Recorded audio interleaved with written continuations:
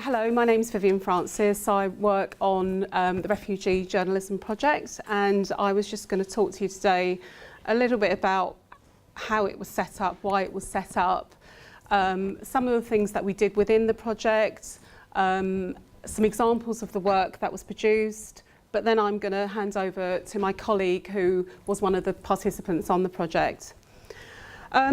Essentially, the main reason we set up the project, I've done a lot of voluntary work working with refugees, asylum seekers and migrants on small media projects.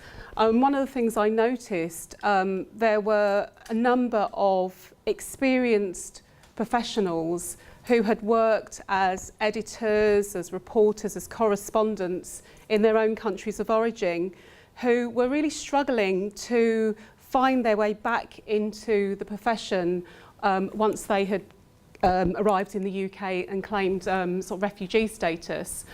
And so we wanted to put something together that kind of helped them to develop contacts, to sort of brush up on some industry skills, to make them more aware of the kind of employment, the quirky employment practices within the journalism profession in the UK.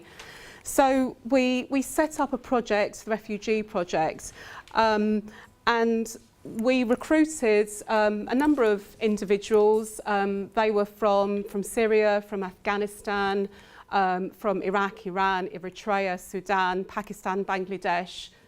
We even had one person from Cuba. But they'd all received refugee status and were in the UK. As I said, some of them were very experienced journalists. Many of them were more qualified than I was. They had PhDs, they had masters. But the common narrative was that they were really kind of struggling to find themselves professionally within the UK. One guy from Eritrea, he had actually set up the first English-speaking radio station in Eritrea, and he was working as an Uber driver here. The sorts of things that we wanted to do with the group, I guess there's a three-pronged area of activities. So one of the first things we did was to set up a series of workshops. So we ran things like data journalism, introduced them to media law in the UK. We had pitching sessions, so we took them to places like The Guardian, where they could meet the foreign correspondents and the international desk to pitch their ideas. We did camera work with them. So there were a range of workshops that were dotted throughout the year of the project. Another really important area of what we did was to engage with a number of companies, and it worked on several different levels. So, for example, The Guardian were able to offer workshops. Twitter offered a workshop. The Frontline Club invited us to come and just have a social event at their club. We took them to the Barbican, who put on an exhibition around the sense of belonging. So I think that was a really positive feature of the project. When I emailed companies, they were really receptive and responsive to what we were trying to do. So I guess there was the education side of it in terms of the workshops, but also a really strong element was the social side. So a number of the individuals, through the way the asylum dispersal system works, they were sort of scattered around the country. So many of them were feeling quite isolated, and so they kind of seemed to appreciate the opportunity to get together with a group of like-minded individuals. So as a professional sort of group, but also from a social point of view. So we had some nice meals and good activities.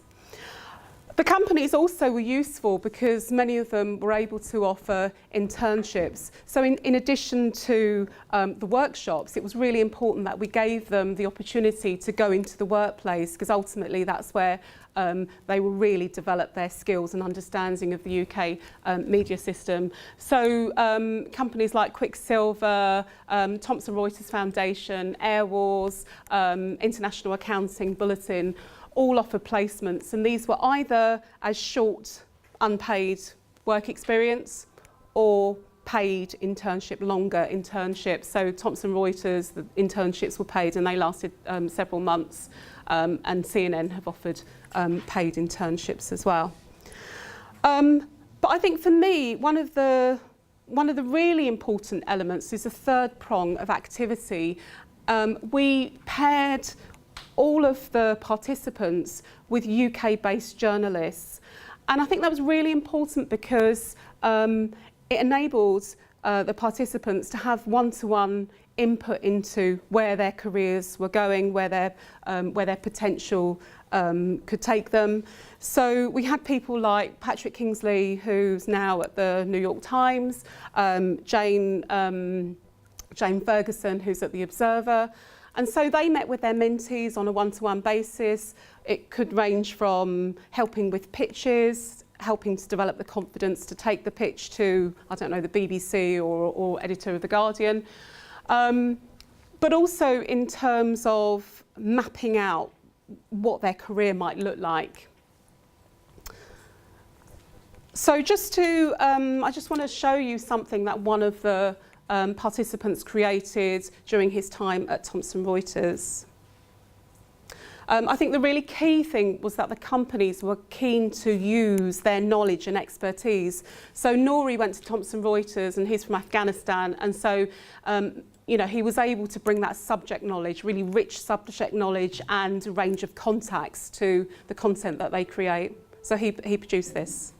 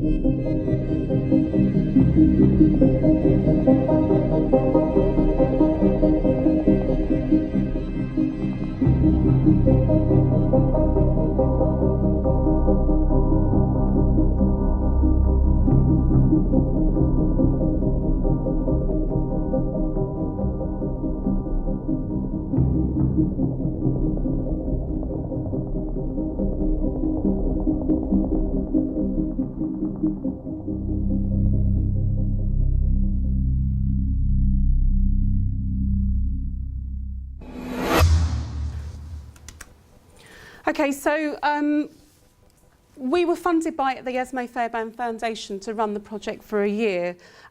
So we came to the end of a year last March. So in terms of what we achieved with the first year, several of our participants were able to find permanent jobs. I'm going to hand over to Abdul in a minute, who will talk about his experience. But a number were able to start developing their portfolios. Like Nori, he produced a number of pieces for Thomson Reuters and The Guardian. So you can see that they're starting to build their sort of portfolios to be able to get more work within the industry. Importantly, the mentors who volunteered on the project, like Patrick Kingsley, they talked about how working with the participants gave them deeper insights into the work they were doing. So someone like Patrick, that's quite important because he specialises in migration issues. And I've circulated an article that he wrote for us about his experiences working on the project. What was really good, at the end of the year, we decided to hold an event. We wanted to sort of celebrate what we'd achieved and really give them a platform to talk about the issues in terms of representation of refugees in the media, for example. So we held an event at my university, London College of Communication, which involved a panel debate, but also we had an exhibition where we kind of combined elements of art, elements of data visualization and photojournalism through a kind of like an artistic gallery space. But I just wanted to show you a film that we created based on the event, which I think really captures the flavour of what we were able to do. Hi, my name's Vivienne Francis. I am the creator and media consultant on the Refugee Journalism Project, and we're here at LCC at the Beyond Borders exhibition. The Refugee Journalism Project was set up to support exiled and refugee journalists who wanted to restart their careers in the UK. My name is Abdulwahab, and I was here as a panelist to discuss Beyond Borders. It's a discussion about the representation of refugees and migrants in the media in the UK. And we were looking at better ways to integrate refugees into the media. One of the main issues that was discussed was the issue of self-representation. What the Refugee Journalism Project did is helping us with getting more access to the UK media landscape, and also giving the UK media a bridge to finding these voices that are usually underrepresented and suppressed.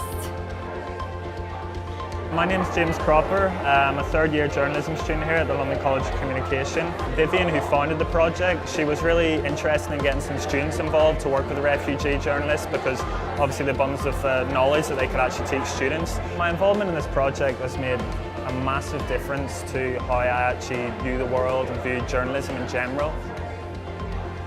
I'm a recent graduate from LCC. I completed a BA for the journalism and documentary photography. So from last year I've been involved in the Refugee Journalism Project.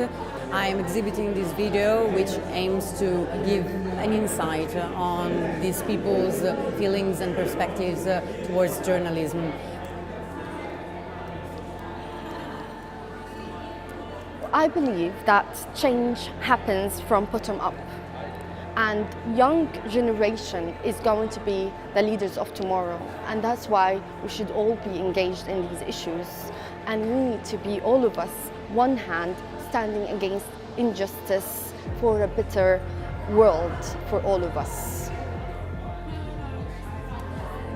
My experience as a refugee in England has been really fantastic so far. Though there are lots of ups and downs, but I still feel like I'm here, I'm living a dream. Okay, so where does that leave us now? We're in a position where we are trying to get additional funding, so I'm spending my time making lots of funding applications.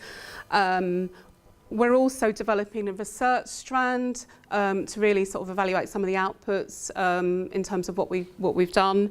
Moving forward, the project's going to work more with the Guardian Foundation as a partner, but also the Refugee Council as a partner.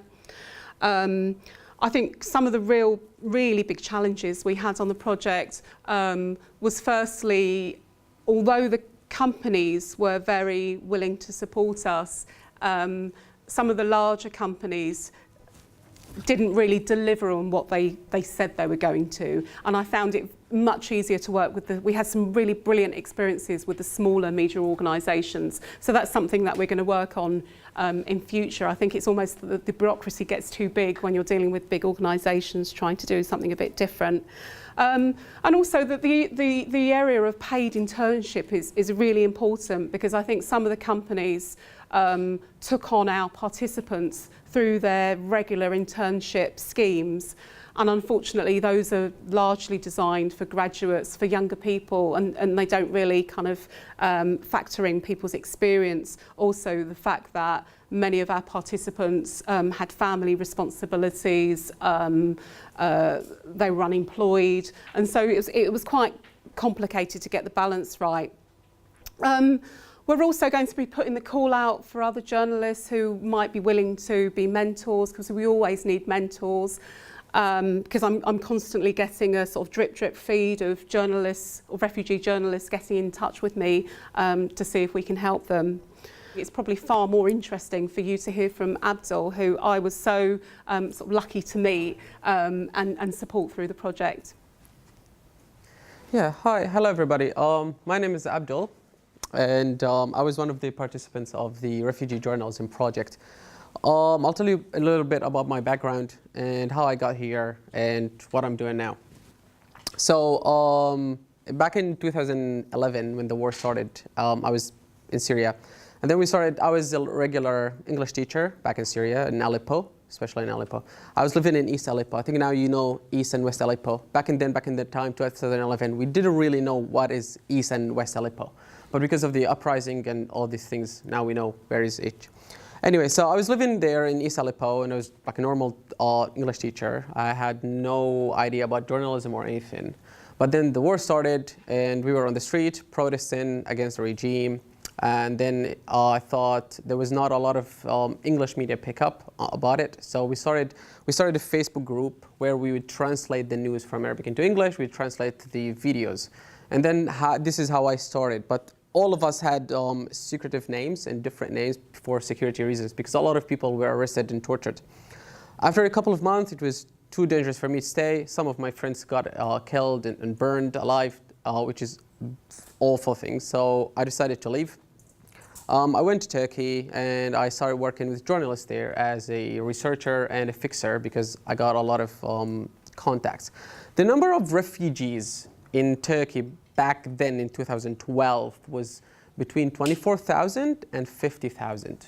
They were only in 9 camps. So there were very few numbers. I almost knew everyone, because every few days when some new people come, you would go and visit them and talk to them and introduce them to the NGOs in Turkey. There were a couple of NGOs, not a lot of people.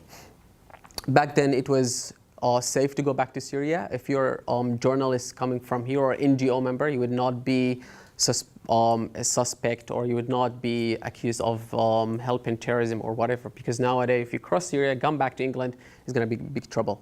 Back in then, it was totally normal, and I knew a lot of journalists who crossed back and forth. When I was there, I met a production company, and I worked with them to make a documentary about the refugee crisis back in then, and we made a film, a 52-minute documentary called The Suffering Grasses. It's available online if you want to watch it, and we've won 6 awards for it. After a couple of months, I applied for a master's degree to come to England, and I came here to study linguistics at the University of Southampton. And when I arrived here, I found out that I really need a job, because all the money that I made from the film, I paid it for my degree. So I started looking for jobs in here, and I thought, I was a researcher, and I helped write a couple of articles, and I've helped make a film. I have the experience, I know the region, so I started looking for jobs in the BBC, or any newspaper, any NGOs when they ask for researchers. I couldn't get any. I had more than 100 applications, to the degree that I received some emails and I don't even remember the application that I had sent already. And I always go to the second paragraph when it starts with the word unfortunately, and then I wouldn't even continue reading. And then after a year of doing lots of different jobs just to survive, I started volunteering for Amnesty International as a researcher for them. Unfortunately, it was not paid, so I couldn't keep up with them. I was doing 2 days a week. I couldn't keep up with the expenses, even though they would cover your travel expenses and lunch, but it's not good enough to survive. Almost a year later, there was this Refugee Journalism Project that I was told about from a friend who was living in London. I was still living in Southampton. So I thought I would give it a go, and I applied for it, and I was accepted. And then we started these sessions. And what is the most important thing for me in the Refugee Journalism Project is that it puts you in touch with a lot of people in the industry already. And that was the thing that was missing in my application. It's the contacts. It's not the experience. It's not the CV. It's your contacts who can get you to talk to people. It's the events that you can talk to different people. It's a mentor. I was put up with a mentor. I was connected with a mentor who was an amazing journalist, and we become very good friends. Anytime, to be honest, when you arrive in a country where you don't have any relative and you don't know anything about the country, it's very important to have a mentor who would tell you exactly everything you need to do, or sometimes you would just discuss a few things that you're not really aware of.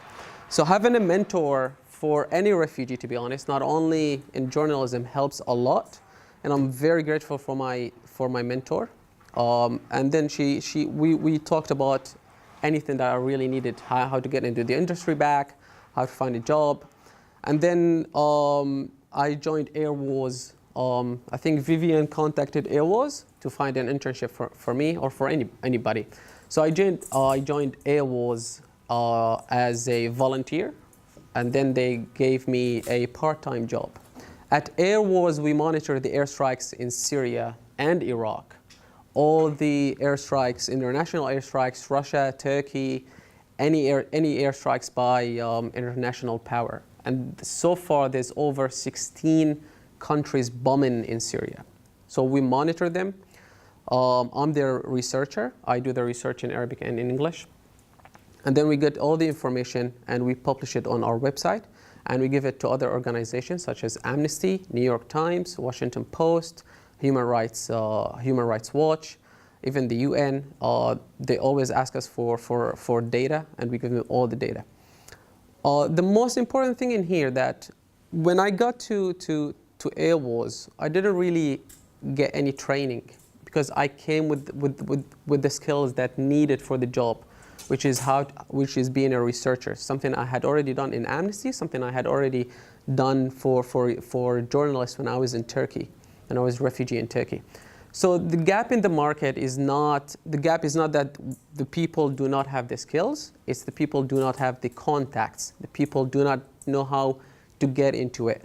Even if you apply with brilliant CV, this is something I found. If you don't have the contacts, if you don't know people, you wouldn't really get any reply. You wouldn't really get to be shortlisted even. I know some people who got in, like some got some jobs, but it was all through kind of connections. That's why I was very happy with the journalism project. Aside from the workshop that we had, even though we had lots of different workshops, I attended most of them. They were very, very good. But the thing that I found it most useful is having a mentor and having all these connections. And now at Air Wars, I do this research. We follow monitor the airstrikes. We publish the data. We advocate on behalf of the civilians who do not have any voice. And we try to get the international powers to admit the killing of civilians. So far, we managed to hold the United States to admit that they've killed over 300 civilians. Our record shows that the number of civilians between 3,000 and 6,000. It's not 10%, but yeah, it's better than nothing. We've established some talks with other coalition members, like UK, Australia, Belgium, Holland, any country. We're still in the process of talking to them. As for Russia, they would never admit killing anybody. Even though we have all the evidences, we have the numbers, pictures, names, and videos. Sometimes we work with forensic architectures. We've helped them. We've had a project with them, a couple of projects with them about Syria, and we're trying to work with others. So last thing I want to say, that being a refugee in this country is amazing for me. I'm one of the very few lucky people to be in this country. I don't need to learn a new language. I speak English, which is, people speak it everywhere. For me, finding a job was the most difficult thing because of the lack of contacts. When you get to this country, you don't know any family, you don't have friends that you grew up with. All your friends that you grew up with, your family connections are in different country. So this project is one of the most useful projects or initiative for refugees, to help refugees, I think, in my opinion. This is our website, and this is, we document everything, and you can go and find all the things you want. One last thing, thank you so much, Vivienne. Last year, I attended this conference as one of the people to go through all these sessions and listen to other people talking. And this year, I'm so lucky to be able to be here and talk to you guys about my positive experience with the Refugee Journalism Project. And I think that concludes our session, and we'd be happy to answer any questions you got, guys. One of the things that's been really important for me on the project is that you have a chance to work on something related to Syria, so you still have that connection with your country. Could you talk a bit about that in terms of how important it is for you to be able to do this important work? Well, once you arrive here in this country, try everything you read about in the newspaper or watch on TV is integration, integrate that, integrate this, whatever integration. Even though I don't really know what integration means until now. I've been really struggling with the word integration. Does it mean keeping my identity at the door and getting in here and doing whatever people do? Integrate according to who? I don't know, really, I don't know. I'm still struggling with them. I like talking to other refugees about this. And having my country in the back of my mind, because that's where your family live, that's your identity, that's your childhood, that's what you do every day. You follow the news, you watch it, and you want to do something for your country. Now, some people can go and have jobs as an IT in this country if they have the degree. They can do I've worked in Starbucks. I've worked as at Tem Bank at the university. I've worked in different places, but I didn't feel that I'm contributing to my cause. I didn't feel that I was doing anything to my country, and I wanted to do something to my country because this is where I come from. This is the uprising that I participated in. Imagine your country. I hope it never happens. But imagine your country is in the same situation. You would never be able to go and live in another country and forget everything about your original country. So it was always in the back of my mind, and everything I did, I wanted to do something and contribute and help build my country, whether it's help getting holding the international powers to account that they have killed these people and admit it, and that's the first step of maybe compensating these people, or raising awareness. When I first arrived in this country, a lot of people didn't know where Syria is on the map. And I remember there was one girl and asked me where Syria is, and I said, it's next to Italy. It's very beautiful. And she said, oh, I would love to go there. I said, yeah, you should go. A lot of people didn't know where Syria is. Nowadays, every time you mention Syria, the first thing people come to their mind is ISIS, Daesh, which they don't even control 10% of Syria, even though they're very, very famous. So we're trying to, in my work, I try to change the narrative. I try to fight these stereotypes about refugees, who is a refugee, who is not a refugee, how refugees dress and talk. A lot of people, when they see me, they say, you're not a refugee. It's like, wait a second, what does a refugee look like? I really don't get it. Or some people tell me that I'm from Eastern Europe. I said, no, I'm not from Eastern Europe. I'm from Syria. This is how Syrian people look like. It's like normal, typical Syrian people. So this is what I'm trying to do. So working with for AWOS, having a chance is building up on what we already started in 2011, and hopefully seeing an end to it before 2020. I don't know. Hopefully, before coming to England it's two different conceptions. So before coming to England, people kind of in the Middle East think that England is heaven, and people are getting there, gonna get a lot of money, living a very easy life. That's what we had in mind. But being a refugee here is really like, if you want to put a scale on stars, like 5-star refugee, that's the one in England. That's the 5-star refugee. That's the best experience you can get as a refugee is in England, not in Europe. I know a lot of people, relatives even, living in other countries, even though they're living kind of a good life, but on the long run, this country is the best.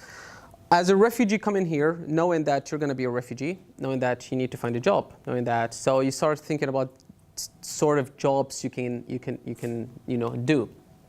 For me, I'm not an engineer, I'm not a doctor. It's very difficult to find a job then. I started looking for different jobs. So I worked in Starbucks, I worked as a cleaner at university, I worked in the cafes and restaurants. So I worked in different jobs. But my ambition was to find a job that would eventually make me help building my career, help contributing to my cause, which is why we started the uprising in the beginning.